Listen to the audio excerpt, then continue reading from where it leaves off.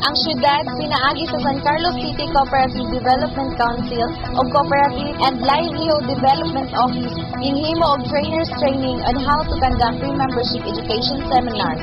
Kini gitambungan sa mga opisyalis sa mga primary groups ni syudad ni adtong Abril 23 hangtod 25, 2014 didto sa Carmel's Inn and Restaurant Convention Center, National Highway ning syudad. Matod pa ni City Mayor Gingo Valmayor Jr. nga ang maong seminar nagatudlo sa mga opisyales sa mga nagkalaing-laing coop dinhi sa San Carlos para masayod sila kung saon pag-evaluate ang ilang coop ug ang importante nga ang mga opisyales adunay kahiusa alang sa kooperatiba nga mahimong malambuon. Gipahinumduman usab sa mayor ang mga miyembro sa mga kooperatiba nga kinahanglan nga adunay mahimo alang sa coop, dili lang nga kung unsay matabang sa coop para sa kaugalingon.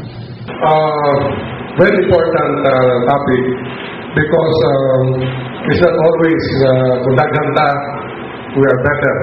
So even if there's a smaller group, but if it's a quality group, it will always become a better organization.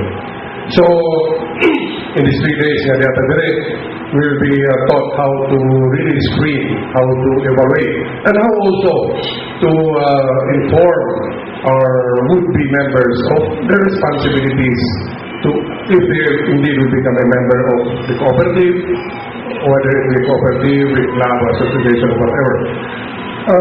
Just like every time I give orientation on government employees, I always emphasize the pledge.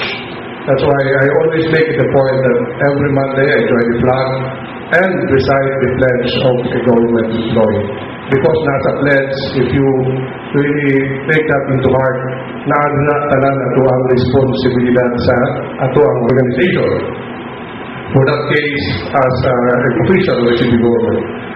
Si Raymond Hipitulan, Senior Cooperative Development Specialist sa CLDO, nag-ingon nga ang tuyo sa trainers training mao ang paghatag og kasayuran sa maong mga miyembro ug opisyales sa matag kooperatiba kung unsaon pagkandak og pre-membership education seminar o kon PMES. Og kini usa ka mandated training sa CDA nga usa sa mga gikinahanglan nga ipatuman sa miyembro ug mga opisyales sa matag kooperatiba. Siya miingon nga ang maong training curriculum alang sa tanan nga mga co-op leaders pinasikat sa Section Rule 7 Article 44 Cooperative Code of the Philippines of 2008 con RA 9520 IRR con Implementing Rules and Regulation. It's more focused on short-term or long-term loans. Okay? So, mga nagkasa, atuan siyang i-educate. This is the very challenging part sa atuang education committee sa atong respective primaries wherein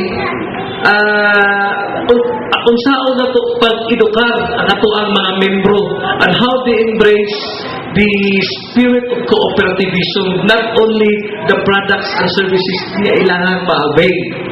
That's why, duha ni kaklase nga output atong makuha for the 3 days. Ang output for the primaries of output para sa mga local government cooperative officers. Wherein, laban sa mga LGUs, kanimang manong-organize pa o co-op. Diri sa primaries, expansion of membership.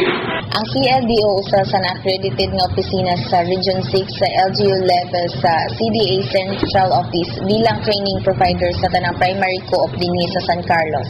Dito sa maong training mitambong sila si City Mayor Gingo Valmayor Jr. o kanhi CDA Assistant Regional Director sa Western Visayas nga si Romilo V. Tasi, karon usa ka training consultant tag-iya ug tagdumala sa RVT Consultancy Services nga nakabase sa Dakbayan sa Sagay, Gross Occidental.